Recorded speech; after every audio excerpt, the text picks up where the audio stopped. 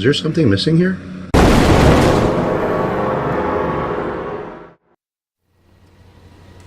I remember the first time I came here. It's been rough, and I'm just happy to not be that person anymore. Thank you for letting me do this.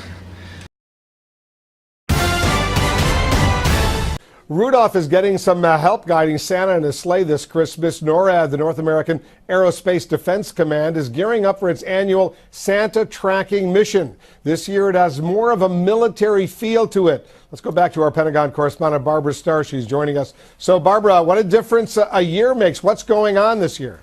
Hey, Wolf, how are you again? Well, you know, about 20 million people log on to this website every year at the holiday time, starting Christmas Eve, to track Santa. But look at some of this, you know. This year it looks a little more military than usual. Santa's got a couple of F-18s on his tail.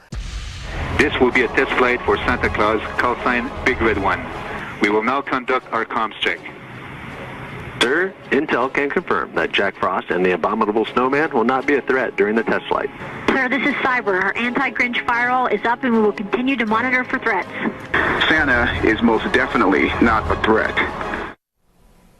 So the anti-Grinch viral system, Santa not a threat, Jack Frost not a threat, all part of the intel brief for this test mission that they just posted on the internet. You know, it's all supposed to be in good holiday cheer, so Gretchen, switch sides with Katie. But I'm always on your left. Well, that was when there were 3 of us, and now the tallest go in the middle. But the whole dance will be backwards. I'm always on your left. And right now you're getting on my last nerve. Switch.